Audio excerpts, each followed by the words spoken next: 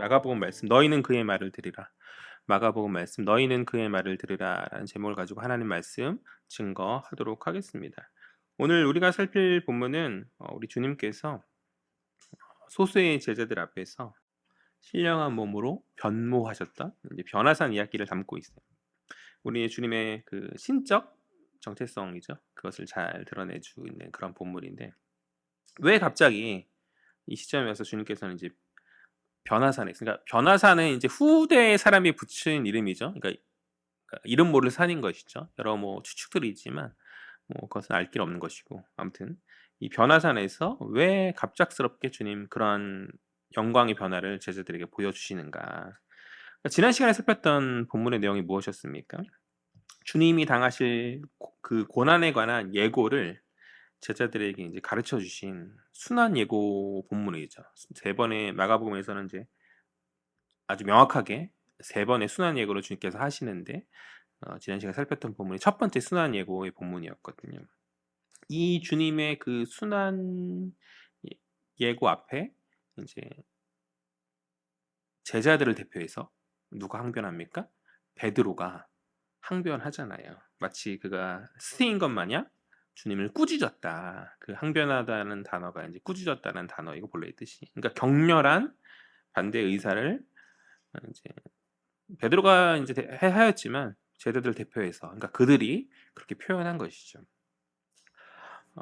아무튼 그처럼 그들의 기대와는 다른 메시아의 길, 그 고난의 길은 제자들이 그토록 거부할 만큼의 그러한 하기 싫은 그러한 길, 어려움의 그러한 길이었기 때문에, 그러했기 때문에 주님께서는 그들에게 그 길이 비록 고난의 길이라 할지라도 그 끝은 결코 실패가 아닌 영광이 놓여 있음을 아마도 이제 보여주고 싶으셨던 것이 아닌가. 그러니까 오늘 변화의 모습을 보여주신 것은 어, 내 길이 고난의 길 맞다. 그리고 너희가 그 고난의 길을 따라하면 맞는데 그냥 무조건 고난의 길을 가라는 그것이 아니라 마지막 그때는 이렇게 영광의 그런 변화가 임하게 되어질 것이니, 그것은 이제 예고로 그들이 이제 마지막 때에 놀랍게 변화돼 변모할 또 마주할 그 영광의 예고로서 주께서는 그들을 독려하시고자 하는 차원 가운데서 오늘 보여주신 것이 아니겠는가.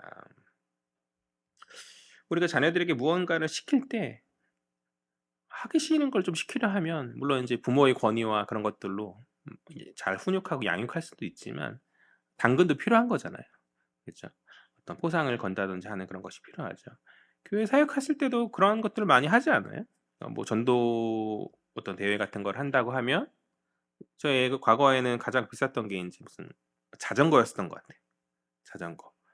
교회 부장님이 어떻게 이제 자전거 하나를 새 걸 얻으셨다 가지고 이제 이거를 이제 기부하시고 교회 부서에 기부하시고 이걸로 하자 해가지고 이제 그러면 아이들이 막 좋다고. 요즘에는 뭐 더 좋은 것들 많고 풍요가 넘치는 그런 시대이지만 제가 이제 초창기 사역할 때만 하더라도 그런 어떤 상품으로 자전거가 걸린다는 건 굉장한 그런 거였거든요. 아무튼 그래서 그러면 이제 그 자전거라는 상을 얻기 위해서 열심히 전도하고 하는 거잖아요. 그런 맥락에서 주께서 이제 오늘 당신의 엄청난 영광을 그들이 미래에 맛보게 될 그 영광을 맛보기로써 그것을 보여주고 예고하심 가운데 보여주신 것이 아니겠는가. 그래서 이제 다 보여주진 않으시고 특별한 시간 가운데 몇몇의 제자들에게만 오늘 그것을 보여주고 계시다. 우리 1절 말씀 볼까요? 1절 말씀 다 같이 읽겠습니다. 시작. 또 그들에게 이르시되 내가 진실로 너희에게 이르노니 여기 서 있는 사람 중에는 죽기 전에 하나님의 나라가 권능으로 임하는 것을 볼 자들도 있느니라 하시니라. 아멘. 1절은 사실 이제 지난 시간 이제 살폈어야 될 본문이에요. 지난 시간에 있었던 내용 가운데에서 이제 그 내용에 속한 본문이기 때문에 시간의 순서상 이제 지난 시간에 살폈어야 될 본문인데, 그리고 2절은 이제 엿새 후에 일어난 일을 다루기 때문에 1절까지 지난 시간에 살폈어야 되는데, 이 1절에 죽기 전에 하나님의 나라가 권능으로 임하는 것을 볼 자들이 있다라는 이 주의 말씀이 저는 이제 오늘 2절부터 이어지는 변화산 사건이다라고 저는 생각하기 때문에 오늘 이제 지난 시간 살피지 않고 오늘 살피고 있는 것이죠.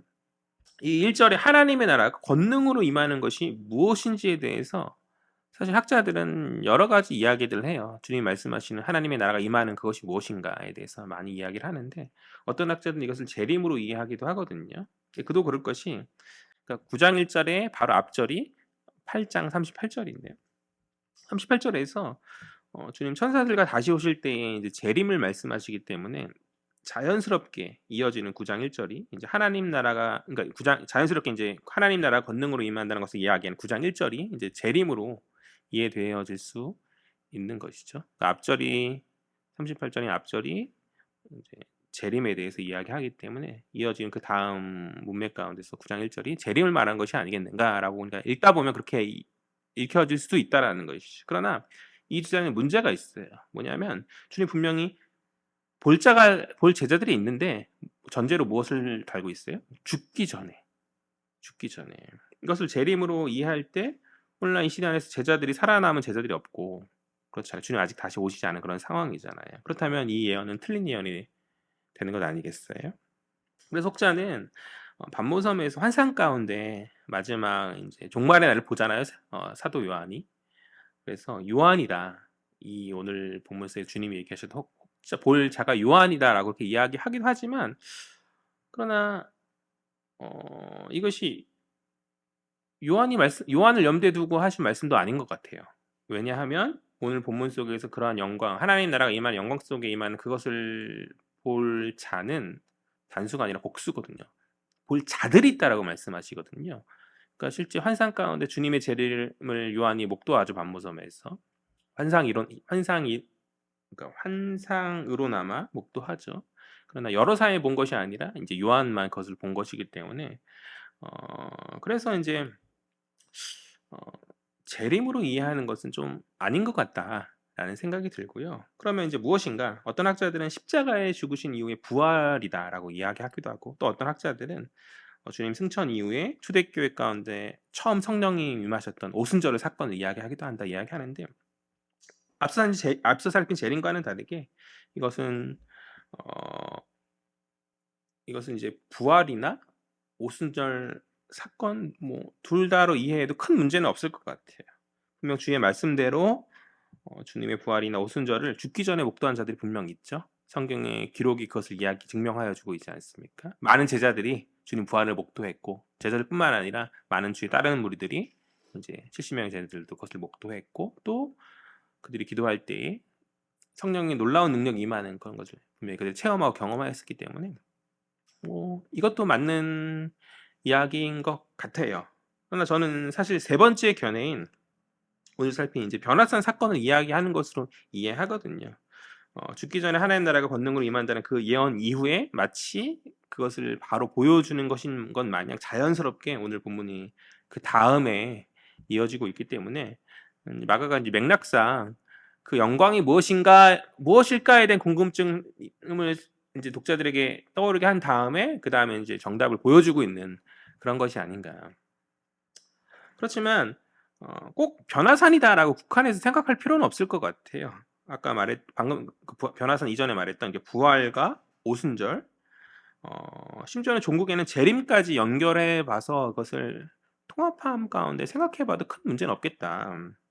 변화산 사건이 하나님 나라가 권능으로 임하는 시작으로 그렇게 생각해 볼 때 그것은 이제 그러니까 부활 사건과 오순절 사건을 포함하는 것일 뿐만 아니라 마지막 종말의 그 예고로서 재림과 연관지었어도 충분히 생각해 볼 수 있는 그런 사건이다.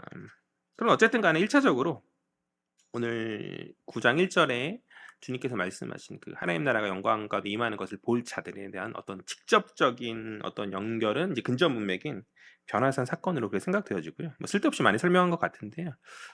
어쨌든 간에 결론적으로 이 변화산 사건은 하나님 나라가 권능으로 임한 놀라운 사건이자 동시에 하나님 나라가 권능으로 임하는 그 시작이다라는 것을 이야기하고 싶어서 이후에 이제 주님의 많은 사역들이 그 하나님 나라가 승리되어지는 그런 모든 과정들을 보여주는 것이다라고 이렇게 이해하면 될 것 같아요.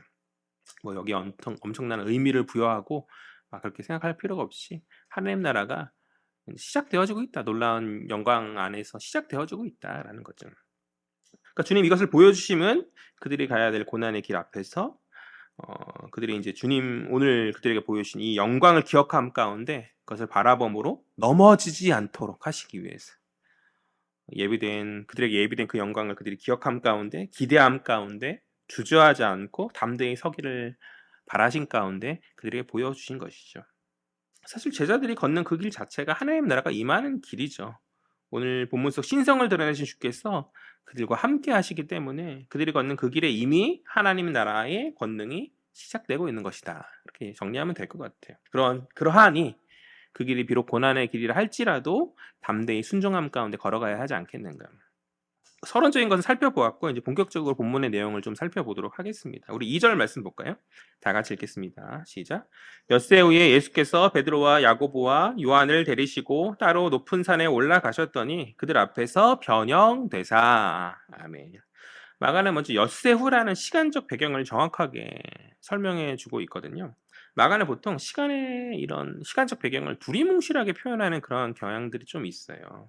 며칠 후라든지 그 무렵이라든지 저물어 해질 때라든지 그날 저녁 등 무언가 쭉 살펴본 가운데 그 어떤 시간적 흐름에 대해서 오늘 본문처럼 명확하게 표현해 주는 경우가 거의 없거든요.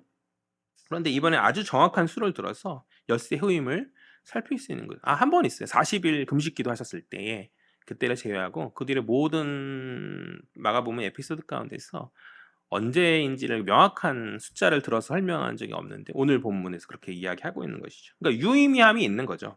마가는 출애굽 모형론을 상징적으로 이야기하고 있는 것 같아요. 무슨 말이냐면 출애굽기 24장을 보면 모세가 하나님을 만나기 위해서 산에 올라갑니다.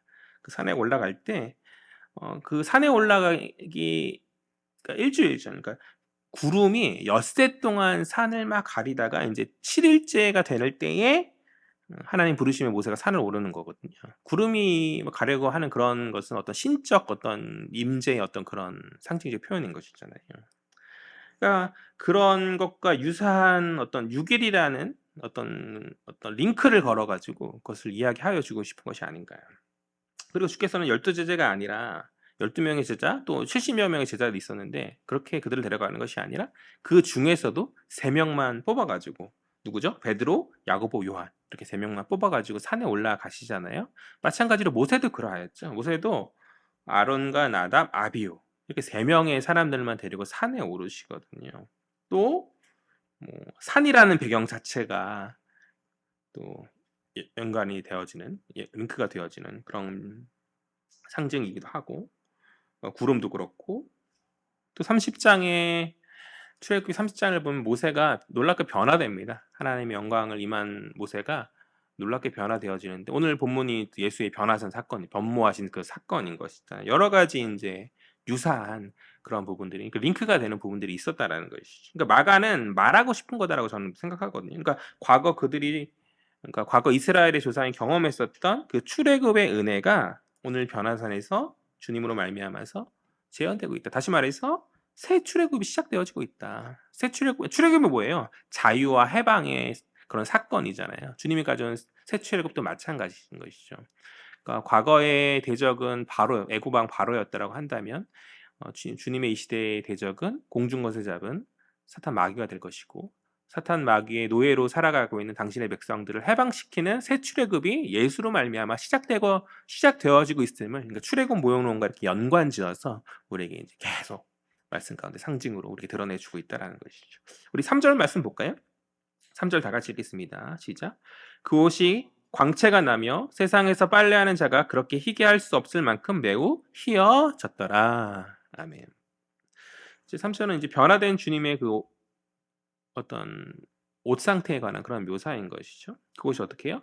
광채가 났다. 빛이 났다라는 것이고 그것이 사람이 그렇게 할 수 없을 만큼 희어졌더라라는 것이죠. 가끔 이제 영화나 그런 걸 보면 헐리우드 영화나 그런 걸 보면 사후 세계에 대해서 표현할 때 이렇게 하얀 옷을 입은 사람들이 막 나와서 광채를 입고 막 광채가 빛나는 가운데 이렇게 막 나오는 것을 표현하는 경우들이 종종 있잖아요.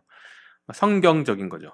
굉장히 큰 거가 성경적인 그런 묘사인 것인데 어, 사람이 빠를 수 없을 만큼 휘어졌다라는 게 어떤 말이에요? 옷에서 광채가 나는 것도 뭐 일반적인 것은 아닌 것인데 그러니까 도저히 사람이 할 수 없는 그러한 일이라는 것이잖아요. 그러니까 초월적인 어떤 그러한 현상이라는 것이죠. 그러니까 신현의 묘사이고 신현의 표현인 것이죠. 그것은 사람의 일이 아닌 신적 현현의 상황이었다라는 것을 이야기하고 있는 것이고요. 우리 4절 말씀 볼까요? 4절 다 같이 읽겠습니다. 시작. 이에 엘리야가 모세와 함께 그들에게 나타나 예수와 더불어 말하거늘. 계속해서 이제 본문의 4절은 주님께서 놀랍게 변모하신 그 자리에 누가 나타났단 말합니까? 구약의 인물들이었던 엘리야와 모세가 나타나서 주님과 함께 담소 나누었다. 주님과 대화를 나누었다라고 그렇게 이야기하여 주고 있어요. 먼저 모세는 율법의 대표이자 선지자들의 원형이고 또 엘리야는 또 선지자들의 대표로 일컬어지는 그런 사람이에요. 그러니까 이 두 사람의 공통점은, 그러니까 많은 선지자들이 사실 있어요. 그런데 이 두 사람의 공통점은 구약에서 하나님의 그 신현을 목도한 자들이라는 거죠.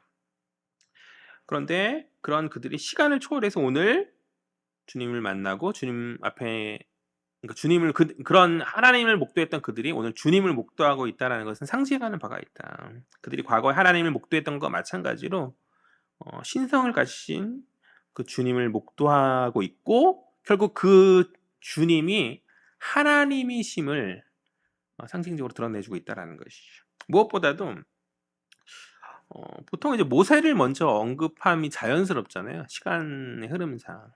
그런데 오늘 마가는 엘리야를 먼저 언급함이 좀 특이하죠.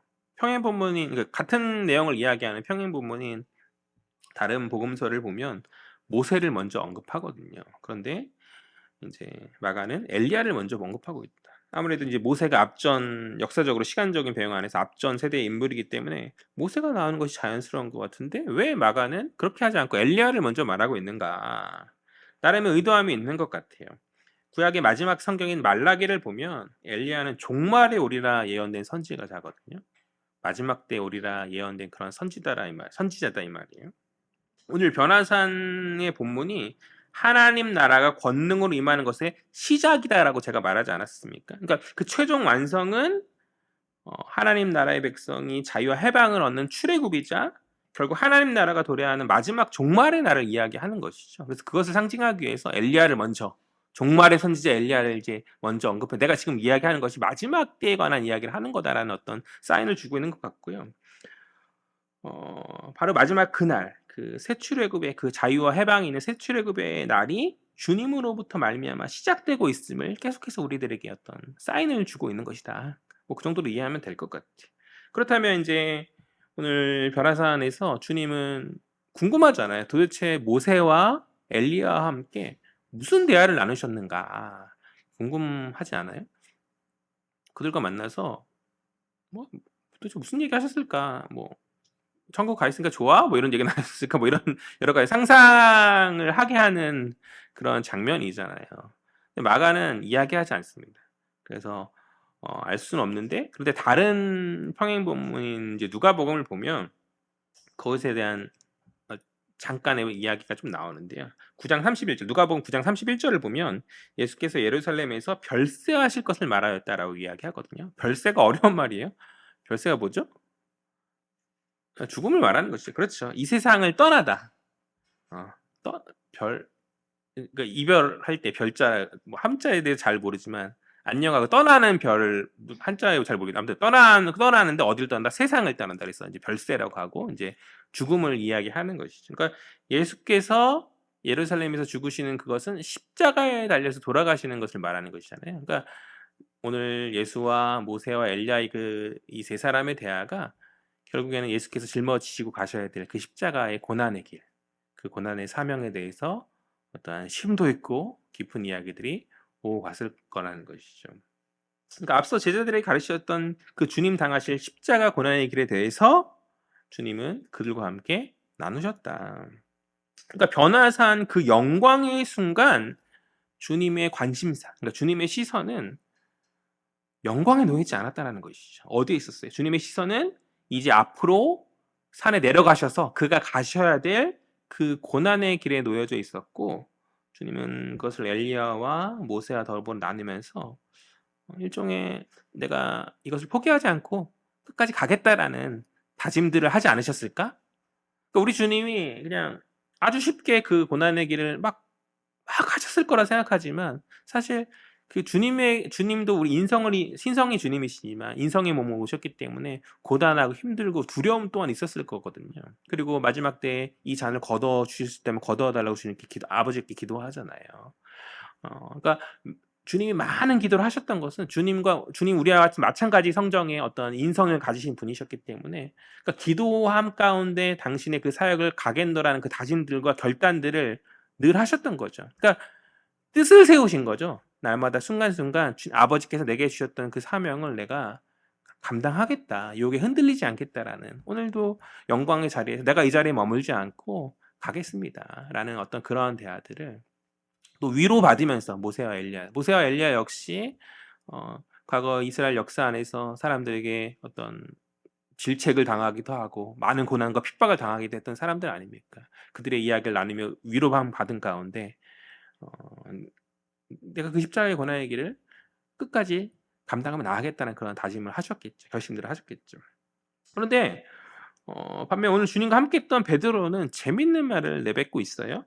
우리 5절과 6절인데요. 다 같이 읽어보겠습니다. 시작.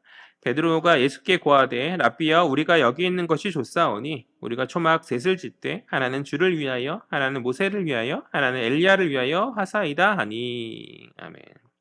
6절도 하나 더 시작. 이는 그들이 몹시 무서워함으로 그가 무슨 말을 할지 알지 못함이더라. 아멘. 예.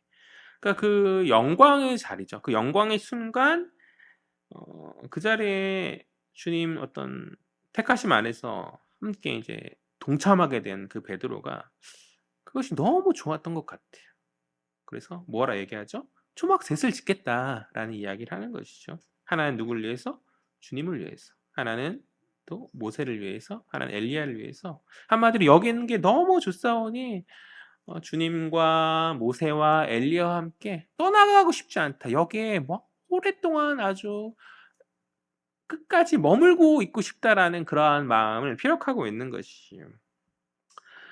이렇게 머물자고 말하는 베드로의 의도가 나쁜 것이 아니죠. 6절에서 베드로가 이제 무서움 가운데 자신이 무슨 말을 하는지 알지도 못했다. 그러니까 어떤 혼란 가운데 있었다라는 그런 이야기를 언급하고 있는데요.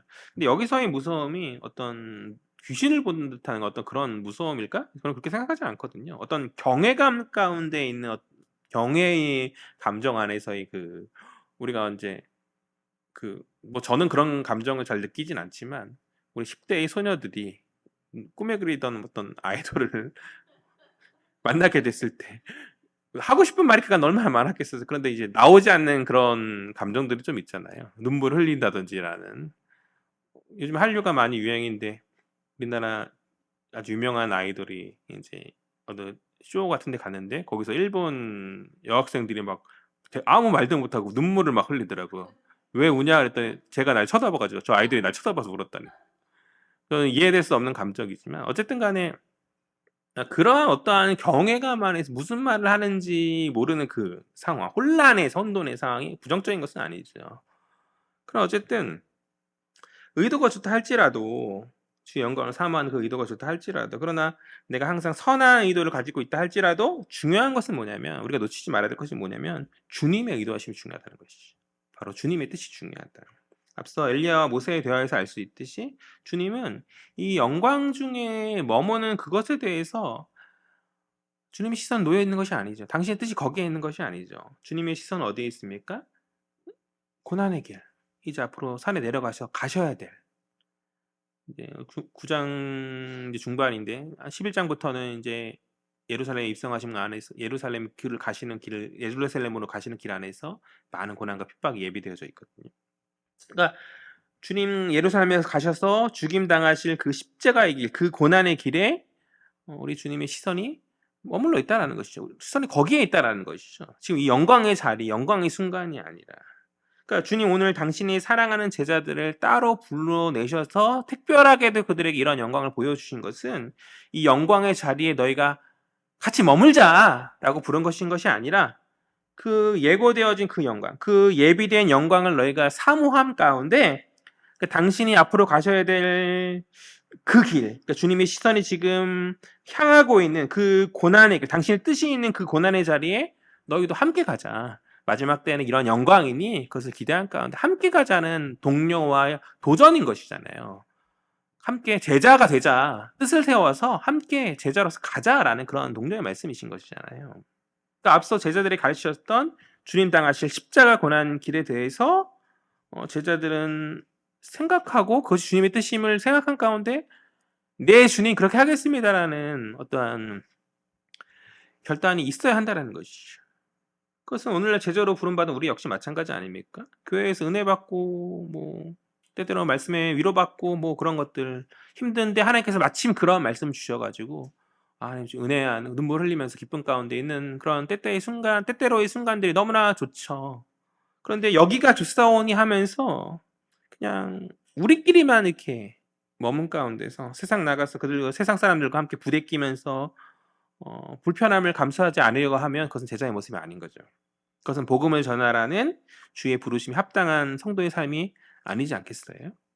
고난의 길을, 그러니까 불편함과 어려움의 길이지만 내가 복음을 전할 때 사람들이 거절당하고 때때로 나를 핍박하고 미워하기도 하는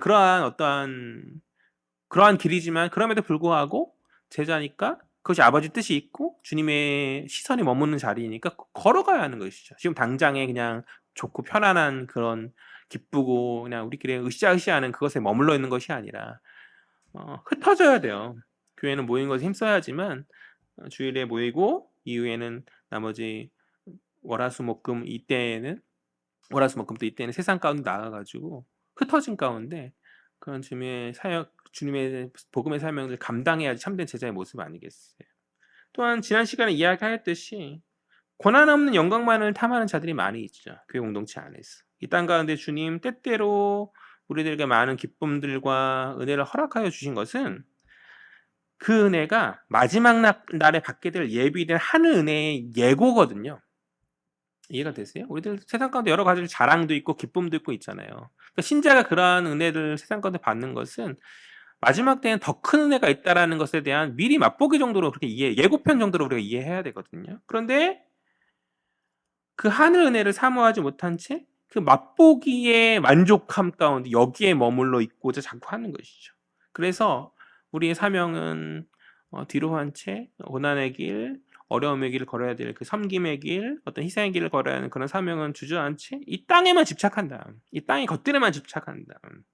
그래서 믿음으로 하늘의 신령한 은혜들을 보지 못하는, 놓치고 있는 그렇게 주의 뜻에 관심 없는 것을 제자라 말할 수 있겠냐는 것이죠. 그렇다면 참된 제자는 무엇을 선택하는 자인가? 그 해답을 하늘아버지께서 말씀하여 주시죠. 오늘 본문 가운데서 참된 제자는 어떠한 자인가에 대해서 하늘아버지께서 말씀하여 주시거든요. 그것이 7절 말씀이에요. 오늘 설교의 제목이기도 하는데 7절 말씀 다 같이 읽겠습니다. 시작. 마침 구름이 와서 그들을 덮으며 구름 속에서 소리가 나되 이는 내 사랑하는 아들이니 너희는 그의 말을 들으라 하는지라. 아멘. 7절 하반절을 보니까 너희는 그의 말을 들으라. 이게 무슨 말이죠? 주의 말씀에 순종하라는 하늘 아버지의 말씀이신 거죠. 주의 말씀이 무엇이에요? 오늘 예수 그리스도의 말씀이 무엇입니까? 뭐 성경의 복음서에 기록된 모든 것이 다 예수 그리스도의 말씀이시지만 근접 문맥에서 생각해 봤을 때 앞서 이제 변화산 오르기 직전에 제자들에게 하셨던 그 말씀을 이야기하는 것 아니겠어요? 그 말씀이 뭐예요? 당신이 받으실 고난 그리고 그것을 따라야 될 제자의 삶이 주님의 말씀 아닙니까?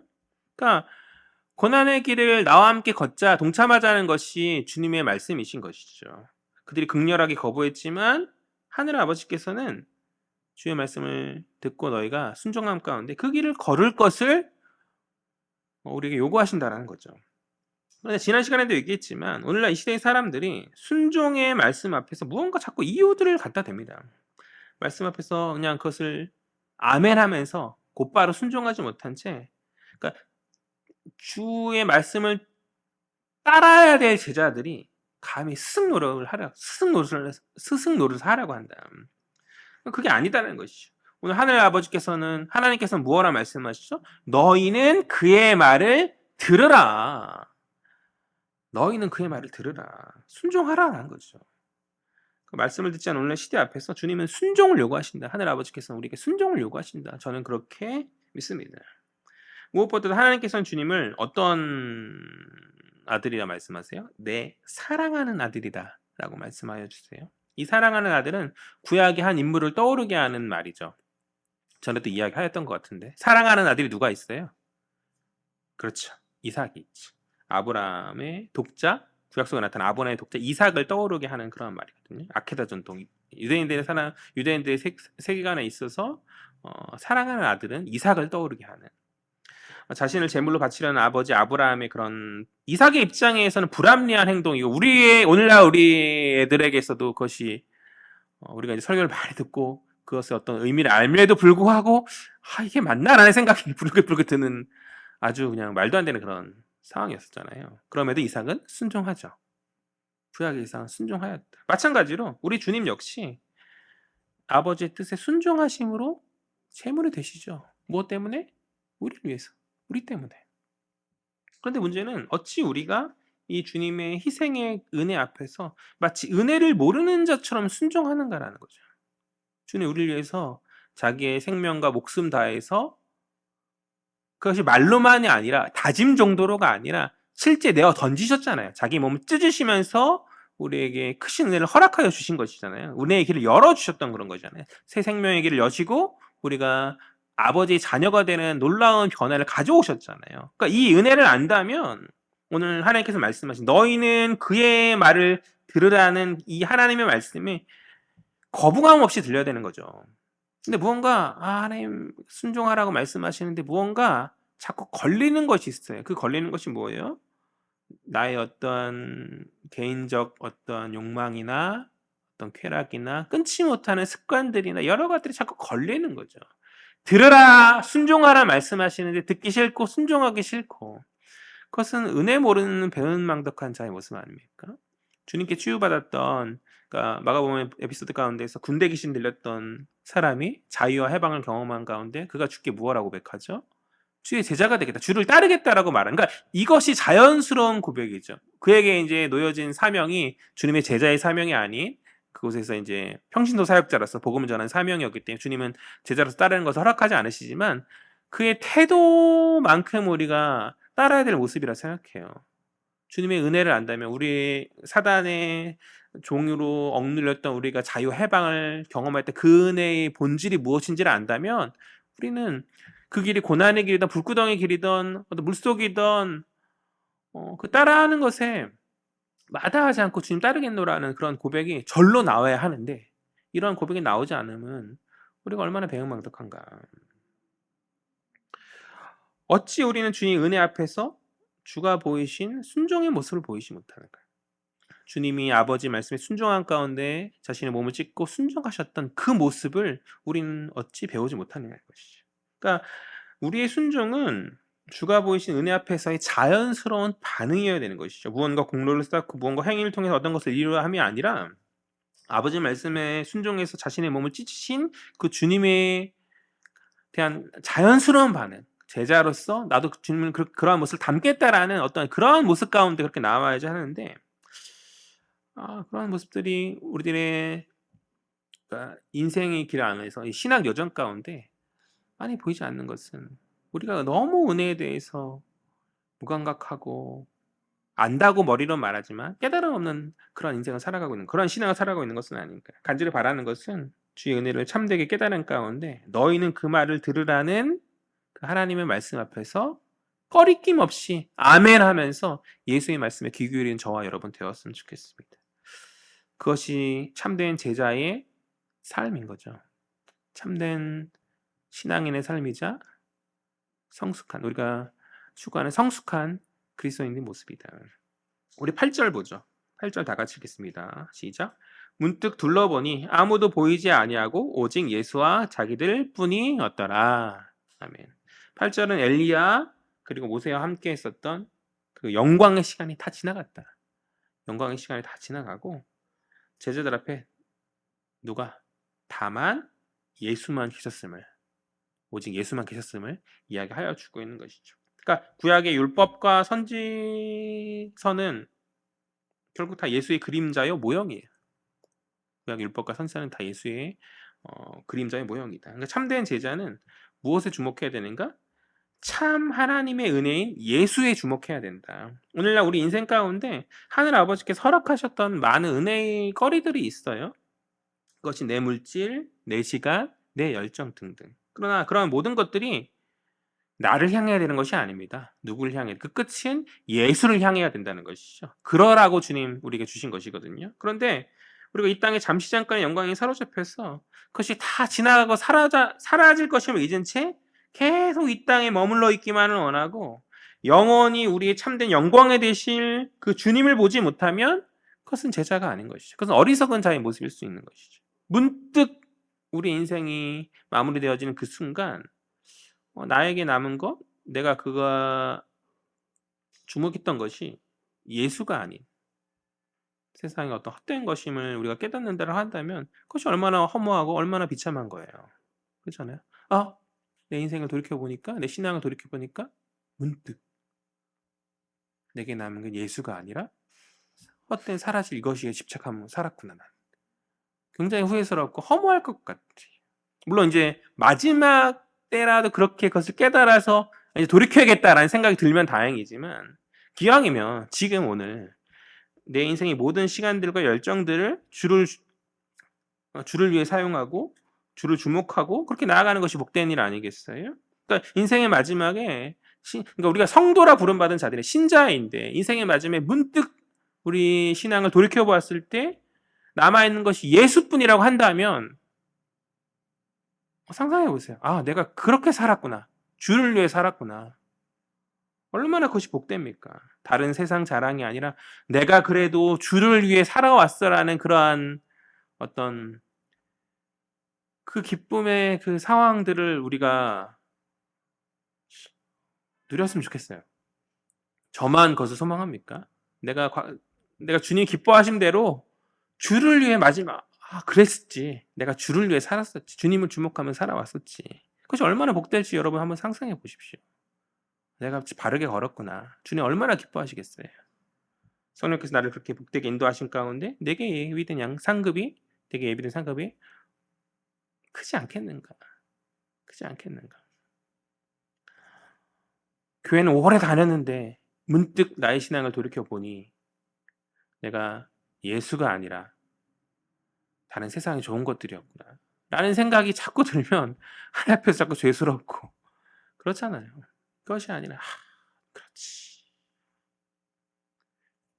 바라길 우리 하나님의 모든 지체들이 한 주간 삶 가운데서 문득 내가 지나온 삶이 예수를 위해 살았지. 좋았어. 앞으로 더 잘해야지. 그러한 어떤 상황들을 자주자주 목도하는 저 여러분 되었으면 좋겠어요. 오랜 시간 지난 후에 누구 성도, 누구 목사 저 할 것 없이 예수를 위해 살았구나. 예수를 주목했구나.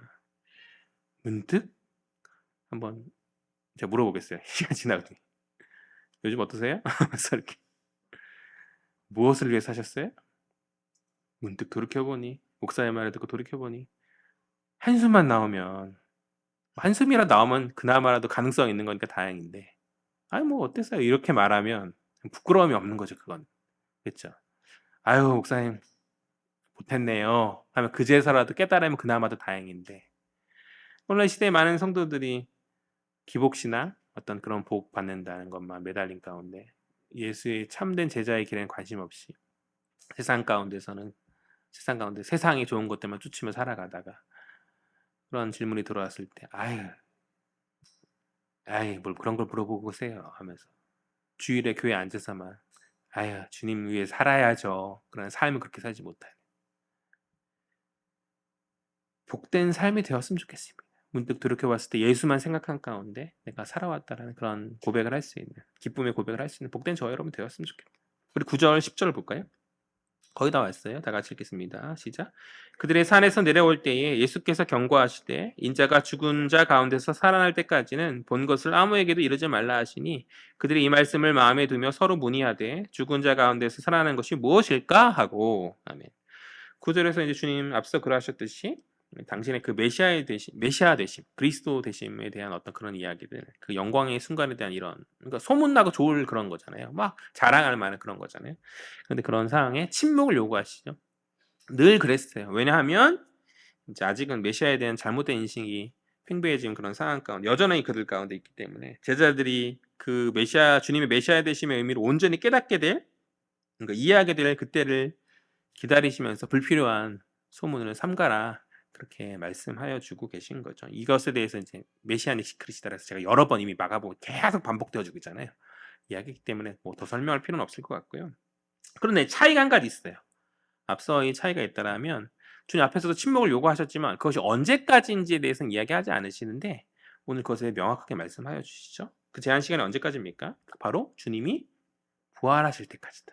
그러니까 부활의 그때에 되어서야 오늘 여전히 제자들이 잘 이해하지 못하죠. 그 고난이 무엇인지에 대해서 이해하지 못하고 막 그러는데 부활이 임하게 되어질 때 그때 돼서야 이 주님의 가르침들이 선명해지고 비로소 제자들이 깨어지는, 그러니까 계시가 완전하게 그들 가운데 확인되어지고 드러내지게 되는 그런 상황이거든요. 그때까지 이제 제자들이 그때를 깨달을 그때까지 주님께서는 이것에 대해서 침묵을 요구하신다. 그 정도로 이해하면 될 것 같고요. 그런데 10절을 보니까 그들이 이제 주님이 말씀하신 이 부활에 대해서 이해하지 못한다라고 마가는 기록하여 주고 있어요. 부활 사상 자체에 대해서 그들이 이해하지 못하면 아니에요. 왜냐면 유대인의 사상 가운데 이미 죽은 뒤에 이제 부활할 거라는 그런 사상이 다 이미 있었기 때문에 부활이라는 것에 대해서 생소하게 그들이 느끼는 것이 아니라 그들이 이해하지 못하는 것은 뭐냐면 주님의 부활. 주님의 부활. 아니 메시아로 오신 승리의 주님이, 그러니까 메시아는 승리의 사람이잖아요. 근데 영광 가운데 승리의 이스라엘 백성 승리 가운데 이끌어야 될 그 메시아가 죽는다는 게 무엇이고 왜 죽고 왜 부활을 하냐라는 게 생소하고 이해가 안 되는 그런 것이죠. 이것이 혹 주님의 어떤 상징적인 가르침인가라는 어떤 혼란함 가운데 그들이 있었던 것 같고요. 그러니까 그들은 방금 전에 예수가 놀랍게 변화되는 그런 놀란 광경을 목격함에도 불구하고 그들이 알고 있었던 메시아에 관한 어떤 고정관념을 버리지 못한 채 여전히 고난을 이야기하는 주의 가르침을 잘 이해하지 못하고 그러니까 받아들이지 못하고 있는 거죠. 아마 이때쯤에 머리로는 이해했을 거예요. 주님이 분명히 고난에 관해서 이야기했고 제자들은 베드로가 대표로 그것을 반대했잖아요. 그러니까 머리로는 이해했지만 고정관념의 그들의 사상 가운데는 메시아에 대한 어떤 고정관념에 사로잡힌 가운데 받아들이지 못하고 있다. 이게 뭐야? 이게 뭐지라는 어떤 그런 거부 반응을 그들이 보이고 있었다는 것이죠. 그렇게 메시아의 권한을 이해하지 못한 그들은 이게 아니지 않나요라는 것을 질문을 통해서 이야기하는 것이죠. 그러니까 반문인 거죠, 반문. 그러니까 당대에 통용되는 신학을 가지고 주님의 이런 고난받는 메시아 사상에 대한 그런 가르침에 대해 반문합니다. 그것이 11절 말씀. 다 같이 읽겠습니다. 시작. 이에 예수께 묻자와 이르되 어찌하여 서기관들이 엘리야가 먼저 와야 하리라 하나이까. 다시요. 어찌하여 서기관들이 엘리야가 먼저 와야 하리라 하나이까. 예. 당대의 사람들의 생각은 메시아가 오기 전에 누가 온다? 엘리야가 온다라는 게 당대의 사람들의 생각이었어요. 이것이 아무 근거 없는 그들의 그냥 사람의 전통이 아니라 말라기 마지막 4장을 보면요. 제가 4장 5절을 보면요. 보라 여호와의 크고 두려운 날에 이르기 전에 내가 선지자 엘리야를 너희에게 보내리니. 아멘. 그 말이 기록되어져 있어요. 그래서 그것을 근거로 하여서 메시아가 임하는 종말의 그 때에 엘리야가 먼저 올 것을 그들이 생각하였었다는 것이죠.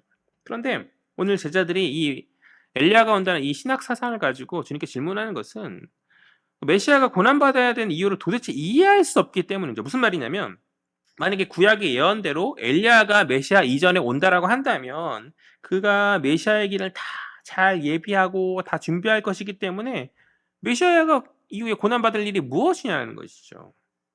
그러니까 제자들이 주님 앞에서 엘리야 신약을 언급하면서 말하는 질문의 함의는 왜 메시아가 고난받아야 합니까? 엘리야가 백성들의 마음을 다 돌이키고 다 준비해놓고 다 회복하고 세워놓을 텐데 그 구약의 말씀이 맞다라고 한다면 예비된 그 길 가운데 주님이 오시는 건데 메시아가 고난의 길을 걷지 않아도 되는 것 아니냐. 메시아의 길은 고난의 길이 아니지 않습니까? 라는 이야기를 하고 싶어서 그러니까 지난 시간에 베드로처럼 극렬하게 반대했는데 이게 안 통하니까 이제 자신들이 알고 있었던 그 어떤 신학 사상을 가지고 뭐 근거가 없는 이야기가 아니잖아요. 그것을 가지고 주님께 질문하는 거예요. 말씀으로 주님께 도전하고 있는 그런 장면이다라고 이해하면 될 것 같아요. 그러니까 고정관념인 거죠. 이 신학 자체가 고정관념인 것이죠. 놀라운 계시가 지금 그들의 눈앞에 보여지고 있음에도 불구하고 그들이 여태까지 알았던 그 고정관념에 사로잡혀서 그 말씀이라는 어떤 그들이 어떤 신봉하고 있는 것에 사로잡혀서 어떻게든 주님의 그 고난 받는 길이 메시아의 길이고 따라야 할 길이 너희에게 따라가야 할 길이 고난 가는 길이면 어떻게든 거부하고 싶은 그러한 모습을 오늘 보여주고 있는 것이다. 그런데 주님 뭐하라 대답하시죠? 그것이 12절 말씀이거든요. 주님 뭐하라 대답하시는가? 12절 다 같이요. 시작. 이르시되 엘리야가 과연 먼저 와서 모든 것을 회복하거니와 어찌 인자에 대하여 기록하기를 많은 고난을 받고 멸시를 당하리라 하였느냐. 아멘. 13절 하나 더 볼게요. 시작. 그러나 내가 너희에게 이르노니 엘리야가 왔을 때 기록된 바와 같이 사람들이 함부로 대우하였느니라 하시니라. 아멘. 먼저 12절을 보면요. 이 한글 성경의 문맥이 뭔가 확 와닿게 좀 이해가 되게 좀 매끄럽지가 않은 것 같아요. 그래서 약간의 좀 설명이 필요한데요. 그러니까 그들이 알고 있는 주님께 질문한 그 신학대로 그 말라기에 기록되었듯이 분명 엘리야가 메시아보다 먼저 와서 모든 것을 다시 회복시키는 어떤 다시 세우는 그 회복의 사역을 분명히 감당할 것이라는 거죠. 주님 그렇게 이것을 인정하십니다. 그러나 주님의 말씀은 뭐냐면 너희가 동시에 왜 성경에 기록된 다른 구절들은 보지 못하느냐. 기록되기를 그러니까 오늘 마가는 언급하고 있지 않지만 아마도 이제 다니엘서와 이사야서를 말하는 것 같은데 다니엘서와 이사야서 같은 성경에서 기록된 다른 성경에서 인자가 고난을 받고 멸시를 당한다라고 말하고 있지 않냐. 왜 그것만 가지고 이야기하냐라는 것이죠. 다른 본문을 보면 고난받는 것에 대해서 분명 이야기하고 있는데 구약에서 분명히 메시아의 고난을 이야기하고 있는데 너희가 왜 그것을 함께 종합해서 이해하려고 너희가 보고 싶은 것만 보면서 이야기하려 하냐라는 주님의 반문이신 것이죠. 그들의 반문에 대한 주님의 대답이신 것이죠. 그러니까 엘리야의 사역은 그러니까 엘리야가 메시아 전에 오는 것은 분명히 맞는데 엘리야의 사역은 메시아 앞에 와서 모든 것을 회복하고 세우는 사역이지만 그것은 완성의 사역이 아닌 것이죠. 완성의 사역이 아니고 불완전한 사역이에요. 근데 그 불완전함은 어떻게 완성되어지냐? 엘리야 뒤에 오신 메시아 주님이 고난의 사명을 감당하심으로 완성되어지는 것이거든요.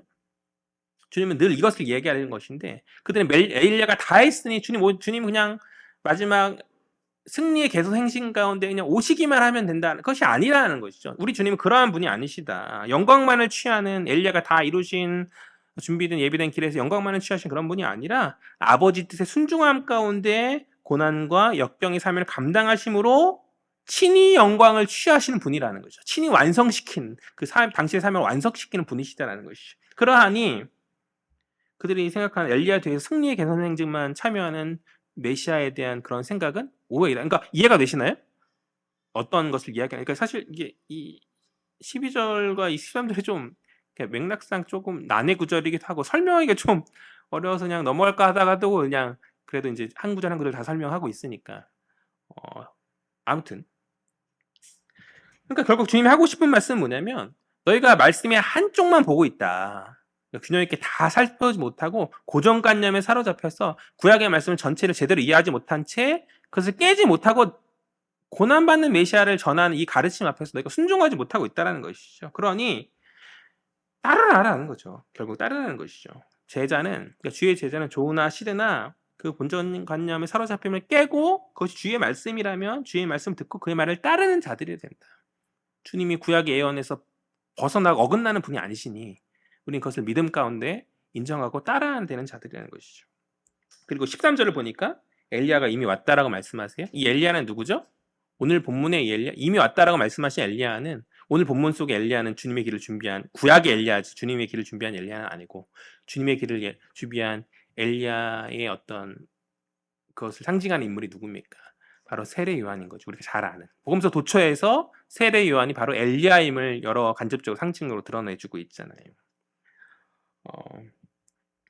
그런데 이 세례 요한은 앞선 본문에서 보았듯이 헤롯 안디바에서 고난과 어려움 가운데 순교하죠. 죽임을 당하게 되는 것이죠. 모함 가운데 죽임을 당하는 것이죠. 그러니까 구약의 엘리야가 그의 사역 가운데 박해와 고난의 길을 걸었듯이 세례 요한, 신학의 엘리야라 말은 세례 요한 역시 고난의 길을 걸었고 또 메시아의 운명도 이와는 무관하지 않을 것이라는 거죠. 당대에 돌이키지 않는 사람들 앞에서 새 시대의 엘리야, 세례 요한이 감당하는 그 사역은 평탄할 수 없었듯이 마찬가지로 메시아이신 예수의 사역 역시 마찬가지로 고난의 사역일 수밖에 없다. 그러니 메시아에 대해서 고난이 없다는 제자들의 주장은 시대의 약함을 무시한 무지일 뿐이라는 것이죠. 말씀을 정리할게요. 많은 이야기들을 제가 하였지만 저는 오늘 하늘 아버지께서 우리에게 말씀하신 그 7절의 말씀을 좀 주목하고 싶어요. 뭐죠? 너희는 그의 말을 들으라. 두 글자로 정리하면 순종이다. 순종.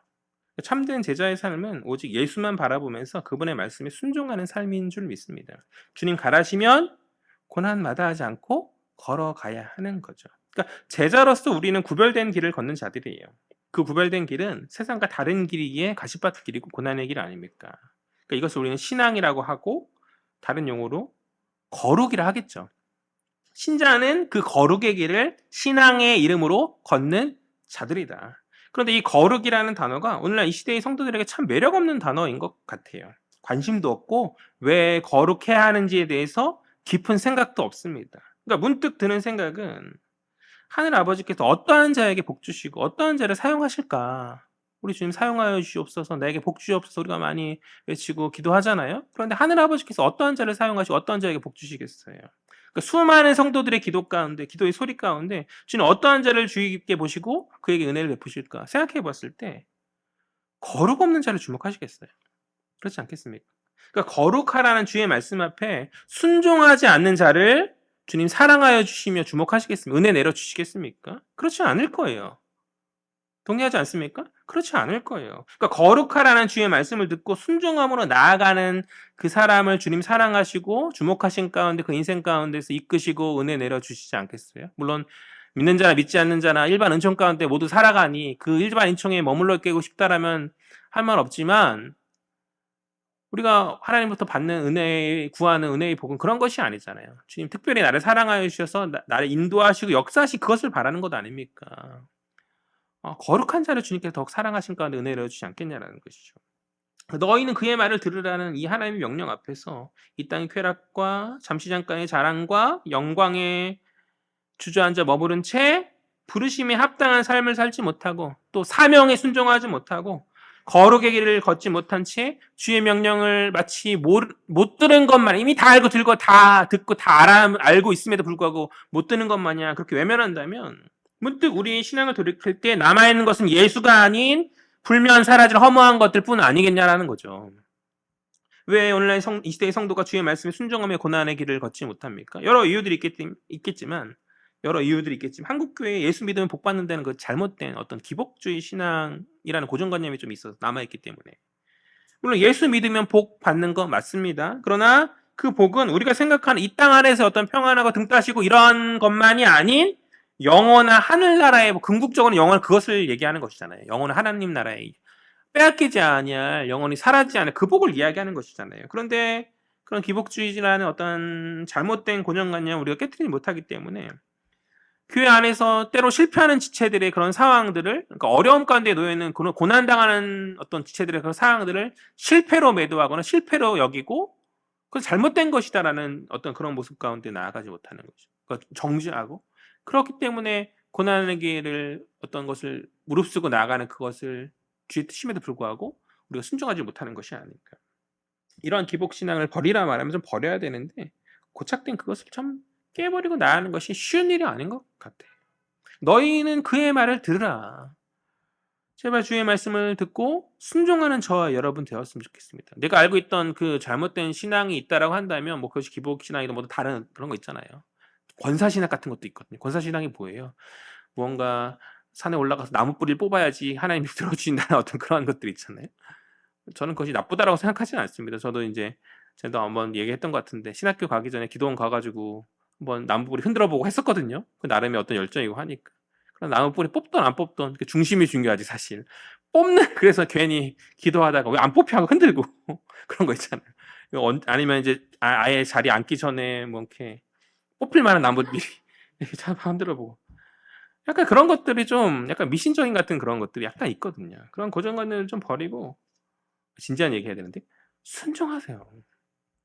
그런 것들. 그러니까 그런 것들 다 버리라면 좀 버리고 내게 주님 하신 그 말씀에 순종할 가운데 좀 걸어야 된다. 그러니까 주여 주여 말하지만 여러 가지 은혜의 방편들 가운데서 뭐 이렇게 하면서 나아가지만 그 길을 정작 걷지 않는다라고 한다면 그것은 잘못된 모습 아니 어리석은 모습 아닙니까? 그 누구도 순종의 길을 걷지 않는 오늘날 이 시대 안에서 그 순종의 길을 걸어가는 자들 희미한 이 시대 안에서 나라도 좀 주의 말씀을 좀 주의 마음을 시원케 하면서 그 길을 걸어야 하지 않겠는가. 무언가 스승 대신 주의 가르침 위에서 자기류의 신앙이 판친다. 자기류의 신앙이. 목사가 이제 술 안 된다. 아니면 어떤 그런 이야기들을 이렇게 하면 자꾸 가르치려고 해. 가르치려고 그래. 거룩에 대해서 이야기하고 어떤 헌금 생활이나 이런 것들 얘기하면 자꾸 요즘에 그런 유튜브나 이런 게 참 많아가지고 안 해도 된다 하면서 그건 성경적인 게 아니라 사람이 만든 법이다라고 하면서 자꾸 가르치려는 그런 모습들이 좀 있는 것 같은데 좀 자기류의 신앙을 조금 삼가하고 좀 그랬으면 좋겠어요. 그러니까 자기가 그것이 잘 안 돼서 그런다 한다면 적어도 권면의 말씀 앞에서 부끄러워는 해야 돼요. 저는 그렇게 생각하거든요. 부끄러움 가운데 고개 숙여야 되는 것인데 자꾸 떳떳하게 아니 목사님 잘못된 거 같아. 그 성경 아니지 않냐라고 따지고 가르치는 이게 뭔가 세상이 이상하게 돌아가는 것이죠.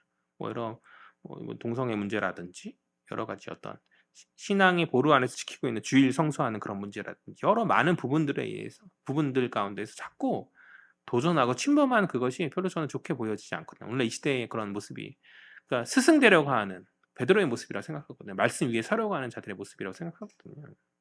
그러니까 결론은 그거예요. 자꾸 순종 앞에서 이유와 핑계 대지 말고 말도 안 되는 합리화로 말씀을 변질시키지 말고 너희는 그의 말을 들으라. 순종하십시오. 그것이 참된 제자의 성숙한 신자의 모습이다. 이 땅에서 영광에 집착하고 머물고자 하는 마음도 좀 내려놓았으면 좋겠습니다. 우리의 시선이 주님의 시선과 동일해야 하지 않겠습니까? 주님은 우리를 위해서 당신의 몸을 찢으시는 고난의 길, 섬김의 길을 걸으셨는데 우리는 여전히 이 땅의 영광에 집착하며 예비된 하늘 영광을 바라보지 못하는 것이죠. 주님, 여기가 좋사오니 하나는 그래도 주님을 위해서라 말해요. 주를 위해서, 또 하나는 내 남편을 위해서, 혹은 내 아내를 위해서, 또 하나는 자식을 위해서라고 이 땅에서 집 짓고 부동산 사고 하면서 내가 이 영광 가운데 있기를 원하나이다. 주님 복 내려 주옵소서라고 말하는 그것에 어디 제자의 참된 모습이 있습니까? 그것은 주님 기뻐하실 모습이 아닌 거죠. 부끄러운 모습인 것이고. 머무는 것이 우리의 사명이 아닙니다. 주님 잠깐 이 땅에 허락하신 그 영광이 있다면 감사해야죠. 그런데 이것에 너무 집착하고 머무는 것이 아니라 나누라 주신 거예요. 그것을 사용해서 주의 영광되라고 주신 거예요. 그러니까 우리의 모든 자랑과 모든 어떤 열정과 시간과 모든 거 물질의 모든 거 다 예수를 남기기 위해서 사용되어져야 합니다. 사용되어져야 합니다. 자꾸 이 땅에 주신 은혜들은 마지막 하늘 영광 가운데 누리게 될 그런 어떤 것의 그림자일 뿐인 것인데 우리 자꾸 잊어버리는 것 같아요. 하늘 소망을 잊어버린 가운데 믿음으로 살지 못한 우리의 연약함들이 많이 있다. 다시요. 너희는 그의 말을 들으라. 너희는 그의 말을 들으라. 좀 듣지 못하는 우리의 아집과 자기를 위해 신앙을 좀 깨트리고 주의 말씀을 귀 기울인 가운데 순종함으로 성숙한 성도가 보일 그 믿음의 길을 온전히 걸어가는 우리 헤아림 모든 지체들 되기를 주의 이름으로 간절히 소망합니다. 바라기 우리 헤아림의 모든 지체들이 주의 가르침 앞에서 순종의 아멘으로 화답하며 은혜의 길을 걷는 저와 여러분 되었으면 좋겠어요. 순종의 사람이 희미한 시대 가운데 주님 주목하실 그 사람이 바로 우리가 되어지기를